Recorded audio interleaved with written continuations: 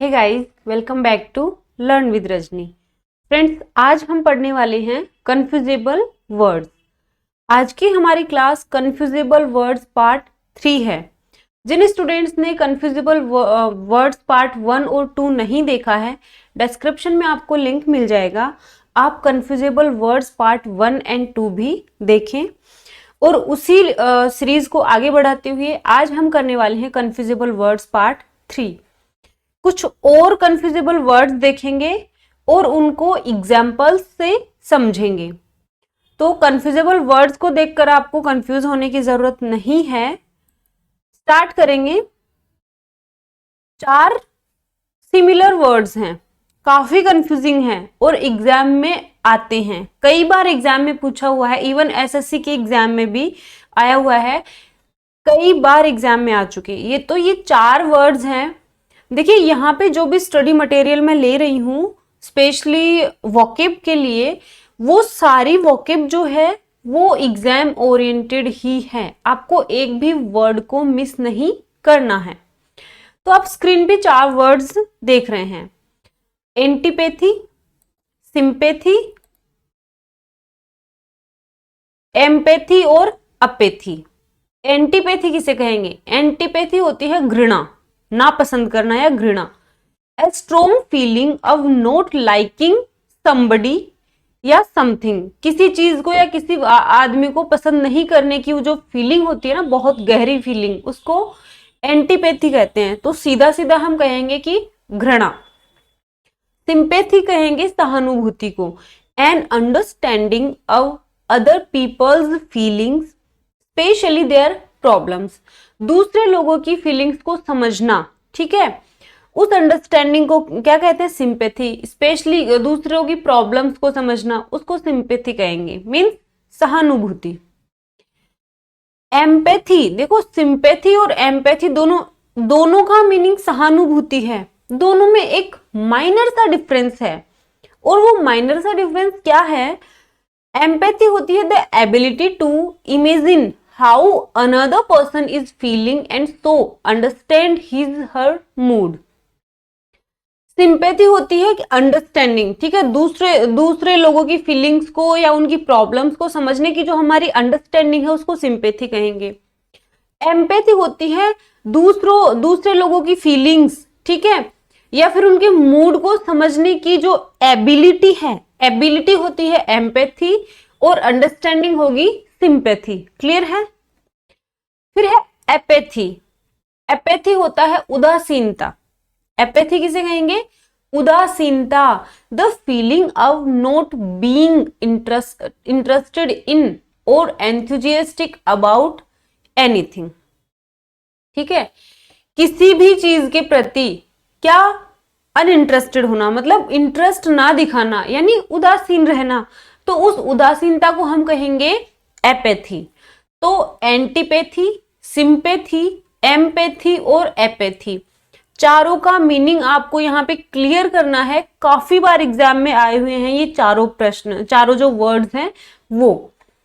Antipathy घृणा, sympathy और empathy हो गई सहानुभूति। सिंपैथी होती है अंडरस्टैंडिंग, दूसरे लोगों की फीलिंग्स को या उनकी प्रॉब्लम्स को समझने की, और एम्पैथी होती है एबिलिटी, ठीक है, दूसरे लोगों की फीलिंग्स को समझने की या उनके मूड को समझने की एबिलिटी। और एपैथी होती है उदासीनता, किसी भी चीज के प्रति उदासीनता। एग्जाम्पल्स देख लीजिए। His letters show a deep and intense antipathy towards workers. Towards आना चाहिए, यहाँ पे एस लगा लेना। तो उसके जो लेटर्स हैं वो वर्कर्स के प्रति बहुत गहरी एंटीपैथी प्रदर्शित करते हैं। एंटीपैथी मीन्स घृणा, antipathy. She said that she was deeply moved by all the letters of sympathy she had received। अब यहां पर सिंपैथी मीन्स यहां पर हमें सहानुभूति का सेंस चाहिए, ठीक है, सहानुभूति का सेंस चाहिए, तो sympathy. She loves children and has a certain empathy with them. वह बच्चों को पसंद करती है और बच्चों के प्रति वो सहानुभूति रखती है। मीन्स बच्चे जो कुछ फील कर रहे हैं या बच्चों के मूड को वो समझ लेती है, वो उसकी एबिलिटी है, तो एम्पैथी का यूज करेंगे। There is a growing sense of apathy among teens, मतलब teenagers, that there are no opportunities, he said. तो ग्रोइंग सेंस है किसके, टीज में ग्रोइंग सेंस है, मतलब उदासीनता है, ठीक है। यहां पर हमें उदासीनता का सेंस लेना है तो हमने एपैथी को चूज किया, ठीक है। ये जो 4 वर्ड्स हैं इनको आप स्पेशली ध्यान में रखेंगे, एंटीपैथी, सिंपैथी, एम्पैथी और एपैथी। ओके, आगे चलिए। नेक्स्ट है फार्दर एंड फर्दर, काफी कंफ्यूजिंग है दोनों। फार्दर होता है it refers to physical distance. Physical distance की अगर हम बात करेंगे, फिजिकल दूरी की हम बात करेंगे, 1 kilometre, 2 kilometre, 5 kilometre, 10 kilometre, physical distance की बात करेंगे तो फार्दर का यूज होगा। फर्दर का यूज होगा it refers to metaphorical distance, और अगर हम मेटाफोरिकल डिस्टेंस की बात करेंगे तब हम यूज करेंगे फर्दर का, ठीक है। इमेजिनरी कोई दूरी की बात करेंगे, ठीक है, जैसे हमारी फीलिंग्स में, इमोशंस में, उनमें अगर कोई दूरी की बात करेंगे तब हम यूज करेंगे further. How much blank is it to the airport, airport से ये कितना दूर है, मतलब हमें फिजिकल दूरी चाहिए, फिजिकल दूरी चाहिए तो farther. It was blank to the shop than I expected, तो मैंने जितना एक्सपेक्ट किया था उस शॉप से वह इतनी दूरी पर है। यहां भी फिजिकल डिस्टेंस की बात हो रही है तो फार्दर का यूज होगा।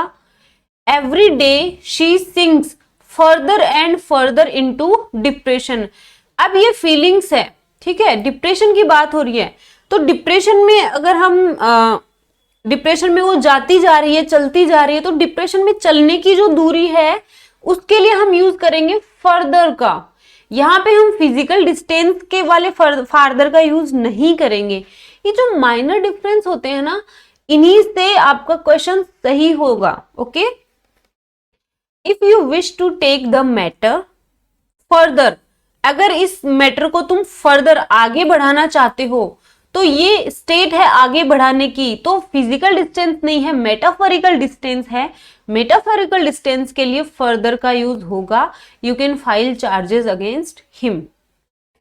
तो ये जो फार्दर एंड फर्दर, FAR, फार वाला जो फार्दर है वो फिजिकल डिस्टेंस के लिए यूज होता है, और FUR फर्दर जो है वो मेटाफोरिकल डिस्टेंस के लिए होता है, फीलिंग्स, इमोशंस में जो दूरी होती है उसके लिए यूज किया जाता है। क्लियर है?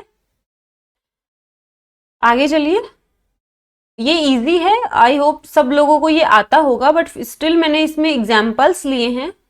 देन और देन, देन होता है कंपैरिजन के बजाय, ठीक है, comparison, it is used for comparisons. THEN then it is used to indicate time और सीक्वेंस, ये जो देन है ये टाइम और सीक्वेंस को इंडिकेट करने के लिए यूज किया जाता है। एग्जाम्पल्स देखिए, यू ऑलवेज वॉक फास्टर, तुम हमेशा तेज दौड़ते हो, देन आई डू, आई से कंपैरिजन हो रहा है तो ए वाला देन आएगा। ओके, जितना मैं दौड़ता हूं उससे फास्ट तुम दौड़ते हो। It cost less than I expected, जितना मैंने एक्सपेक्ट किया था उसके बजाय यह कम है, कम कीमत का है, तो यहां भी कंपैरिजन वाला देन आएगा। Let me finish this job, अब देन वी विल गो, यहां पर सीक्वेंस के लिए हमें देन का यूज चाहिए कि अभी मुझे इस काम को खत्म करने दो फिर हम चलेंगे। काम के खत्म होने के बाद का सीक्वेंस है चलना, सीक्वेंस के लिए हम यूज करेंगे THEN देन का। Soon the sun will go down, जो ही सूर्य अस्त हुआ, एंड यहां सीक्वेंस चाहिए तो then it will be time to go, तो जाने का समय हो गया, हो जाएगा। तो सीक्वेंस वाला देन चाहिए THEN। आगे है she was blank 16 years old, तो शी वॉज देन, वह उस टाइम पर 16 years old थी, ठीक है, टाइम की बात हो रही है, इन तीनों में तो सीक्वेंस की बात हो रही थी, यहाँ पर टाइम की बात हो रही है कि वह उस टाइम पे 16 साल की थी, तो देन का यूज हो रहा है। कंपैरिजन करना है तो इस वाले देन का यूज करेंगे, और अगर हम टाइम या सीक्वेंस की बात करेंगे, उसको इंडिकेट करेंगे, तो THEN का यूज करेंगे। आगे चलिए, बहुत ही अच्छे दो वर्ड्स मैंने लिए हैं, अनइंटरेस्टेड और डिसइंटरेस्टेड। अनइंटरेस्टेड होता है रुचि ना लेना, ठीक है, इंटरेस्ट ना लेना। डिसइंटरेस्टेड दिखने में तो क्या है, ऐसा लग रहा है निगेटिव वर्ड होगा, दिखने में तो निगेटिव लग रहा है, लेकिन इसका सेंस पॉजिटिव आता है। कैसे? अनबायस्ड। अनबायस्ड होता है पक्षपात रहित, ठीक है, जो बायस ना हो, यानी जिसमें पक्षपात ना हो।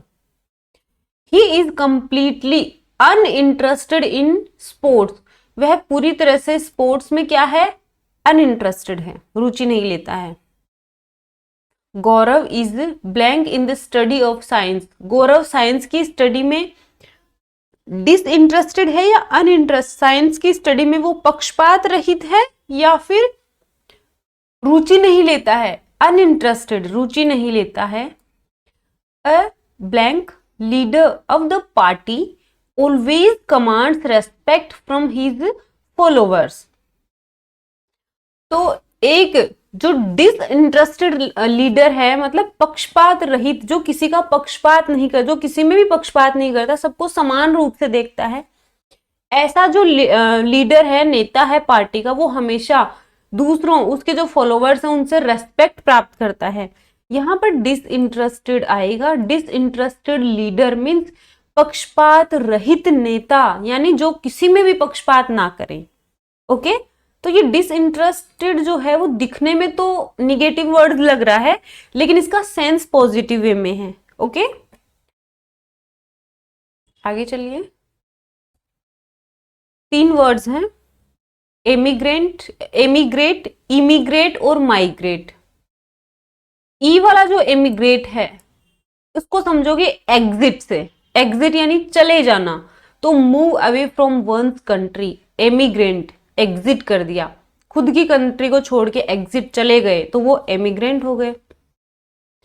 इमिग्रेंट, आई वाला जो इमिग्रेंट है वो इन से, आई से बना है, मतलब इन, अंदर आ गया, मतलब दूसरी कंट्री से किसी, मूव इनटू अनदर कंट्री, मतलब किसी दूसरी कंट्री में चले जाना। माइग्रेट होता है एक जगह से दूसरी जगह चले जाना, जैसे जयपुर से सीकर चले गए। Move and relocate with in the same land, ठीक है, तो एक जगह से दूसरी जगह रिलोकेट हो जाना, उसको कहेंगे माइग्रेट। एग्जाम्पल्स देख लीजिए। Millions of Germans emigrated from Europe to America in the 19th century. Means बहुत सारे जो जर्मन्स थे वो यूरोप से अमेरिका में चले गए थे, मतलब एमिग्रेटेड, एग्जिट कर गए थे। He immigrated with his parents in 1895 and grew up on Long Island. तो इस लॉन्ग आइलैंड में उसने इमिग्रेट किया है, मतलब इन, अंदर आया है लॉन्ग आइलैंड में। These animals migrate annually in search of food. ये जो एनिमल्स हैं वो माइग्रेट कर जाते हैं, ठीक है, फूड को सर्च करने के लिए वो माइग्रेट कर जाते हैं, मतलब एक स्थान से दूसरे स्थान पर चले जाते हैं, माइग्रेट। क्लियर है? आगे चलिए। 3 वर्ड्स हैं, एमिनेंट, इमिनेंट और इमेनेंट। प्रोनाउंसिएशन पे थोड़ा सा ध्यान दें। एमिनेंट, इमिनेंट और इमेनेंट। एमिनेंट होता है फेमस और प्रोमिनेंट, प्रसिद्ध। इमिनेंट होता है एक्सपेक्टेड सून और पेंडिंग, जल्द ही घटित होने वाला। और इमेनेंट होता है present as a natural part of something, present जो हर जगह नेचुरल पार्ट के रूप में हर जगह वो जो प्रेजेंट हो। एग्जाम्पल देखिए, Shakespeare was an blank play right. Shakespeare कैसा प्ले राइट था? फेमस था ना, फेमस का सेंस चाहिए तो एमिनेंट, एमिनेंट यानी प्रसिद्ध। Third world war is blank, यहां पे क्या आएगा? एमिनेंट आएगा, इमिनेंट आएगा या इमेनेंट आएगा, मतलब एक्सपेक्टेड सून, तो एक्सपेक्टेड सून के सेंस के लिए इमिनेंट का यूज करेंगे। Divine force is blank in universe, divine force पूरे यूनिवर्स में एग्जिस्ट करती है, ठीक है, मीन्स इमिनेंट, यानी एक ऐसा नेचुरल पार्ट जो हर जगह प्रेजेंट हो, एवरीवेयर। काफी अच्छे वर्ड्स हैं और काफी हार्ड वर्ड्स हैं, काफी ज्यादा कंफ्यूजिंग है, अच्छे से समझना। 4 वर्ड्स मैंने लिए हैं। कंसाइंस, ठीक है, कंसाइंस हो गया, कॉन्शियस हो गया, कंसाइंशियस हो गया और कंसेंसस हो गया। प्रोनाउंसिएशन पे थोड़ा सा गौर कर लेना। कंसाइंस हुआ, कंसाइंस किसे कहेंगे? The part of your mind that tells you if what you are doing is right or wrong, or inner voice। Conscience होती है अपनी अंदर की आवाज, मतलब अपनी, कहते हैं ना कि यार मेरा मन गवाही नहीं देता। जैसे मान लो कोई अच्छा आदमी है, उसको यार तो इसका मर्डर कर दे, नहीं यार मेरा मन गवाही नहीं देता। तो मन गवाही कब देता है? इनर वॉइस, यानी हमारे अंदर से आवाज नहीं आती कि हम किसी का मर्डर कर दें या हम कोई गलत काम कर दें। कंसाइंस वही चीज है, अपने अंदर की आवाज, अपने मन की आवाज, ठीक है। The part of your mind that, आपके माइंड का वो पार्ट जो आपको बताए कि आप जो कर रहे हो वो सही है या गलत है। ओके, तो इनर वॉइस को कहेंगे कंसाइंस। क्लियर है? कॉन्शियस, कॉन्शियस होता है अवेयर, ठीक है, जागरूक, केयरफुल या अटेंटिव, अटेंटिव मूड के लिए कॉन्शियस का यूज करेंगे। अब है कंसाइंशियस। कंसाइंशियस किसे कहेंगे? Careful to do something correctly and well, किसी भी चीज को करेक्टली करने के लिए केयरफुल होना, मतलब यार मुझे ये सही करनी है। इनर वॉइस के लिए कंसाइंस का यूज होगा, और जब हम नॉर्मली केयरफुल होते हैं किसी चीज को सही करने के लिए, किसी को वेल करने के लिए, इनर वॉइस से उसका कोई लिंक नहीं है, वहां पर होगा कंसाइंशियस। कंसेंसस किसे कहेंगे? Agreement among A group of people, ठीक है, एक ग्रुप के लोगों के बीच जो एग्रीमेंट होगा उसको कहेंगे कंसेंसस। आई होप क्लियर है चारों में डिफरेंस। चारों का एग्जाम्पल देखिए। I always act according to my, मैं हमेशा मेरे किसके अकॉर्डिंग काम करती हूं? मेरी इनर वॉइस के अकॉर्डिंग काम करती हूँ, मेरे मन की आवाज, मेरी अंतर आत्मा के अकॉर्डिंग काम करती हूँ। यार मेरी अंतर आत्मा ये नहीं कहती, मतलब मेरी कंसाइंस ये नहीं कहती। ओके, तो कंसाइंस अंतर आत्मा या inner voice. We should always be blank of what is going on around the world, हमें हमेशा क्या होना चाहिए? अटेंटिव होना चाहिए कि संसार में क्या हो रहा है उसके प्रति। अटेंटिव के लिए किसका यूज करेंगे? कॉन्शियस, ठीक है, कॉन्शियस, केयरफुल, अटेंटिव, अवेयर, जागरूक। नेक्स्ट है being a blank worker, he never shirks work. अब यहां पर किसका यूज करेंगे कि being a conscientious, conscientious worker मतलब हमेशा इस कोशिश में रहना कि जो मैं करूं वो सही और वेल हो, ठीक है, केयरफुल हो अपने काम के प्रति। तो यहां पर यूज करेंगे कंसाइंशियस का, ठीक है। Next, government should be run blank, क्या आएगा? कंसेंशियस, कंसाइंस और कॉन्शियस, क्या आएगा? कंसेंशियस। गवर्नमेंट को क्या चलाना चाहिए? एक ग्रुप के लोगों के मध्य एग्रीमेंट को बढ़ावा देना चाहिए, चलाना चाहिए, मतलब कंसेंशियस। क्लियर है चारों में डिफरेंस? आगे चलिए। अब ये जो वर्ड्स हैं ये कंफ्यूजेबल वर्ड्स 2017 के एग्जाम में भी आया था। अभी जो मार्च 2021 में जो 2022 में जो एग्जाम हुआ था मार्च में, उसमें भी ये क्वेश्चन आया था, ठीक है, लूज, लॉस और लॉस। अब देखो 2 बार रिपीट हो चुका है ये क्वेश्चन, थोड़ा सा फोकस कर लेना। यही नहीं, काफी क्वेश्चन ऐसे थे जो बार बार रिपीट हो रहे थे। लूज क्या है? एडजेक्टिव है। क्या है? एडजेक्टिव है। इट मींस ढीला, यार ये टी शर्ट तो मेरे काफी लूज है, आप लूज बोलते हो, जय नहीं होता, स होता है लूज, यार ये मेरे काफी लूज है। थोड़ा सा अजीब लगेगा जब आप बोलना शुरू करोगे, लोग आपको टोकेंगे, अरे यार लूज नहीं होता लूज होता है, लेकिन वो लूज नहीं होता, वो लूज ही होता है। सही प्रोनाउंसिएशन आप अगर डैनियल जोन्स की प्रोनाउंसिएशन डिक्शनरी में देखेंगे तो उसको लूज ही पढ़ेंगे। लूज होता है नोट टाइड अप और शट इन समथिंग, ठीक है, ढीला या फिर फ्री। लूज होता है फ्री, जिसको पूरी फ्रीडम हो। लॉस, लॉस होता है फेल टू कीप और टू मेंटेन, ठीक है, लॉस हो जाना, ये है वर्ब, ठीक है। LOSS लॉस, ये है नाउन, क्या है, नाउन। तो सीधी सीधी बात ये है, ये तो एडजेक्टिव है, ये वर्ब है और ये नाउन है। लॉस है हानि, फिजिकल, इमोशनल और स्पेशली इकोनॉमिक हार्म और डैमेज सस्टेन्ड, तो लॉस यानी हानि। और लॉस ये है हानि होना, ठीक है, लॉस होना किसी भी चीज का। एग्जाम्पल से समझिए, shall I wear my hair, क्या आएगा, क्या मैं मेरे बालों को खुला छोड़ दूं, तो shall I wear my hair loose, adjective का यूज करेंगे हम, ठीक है।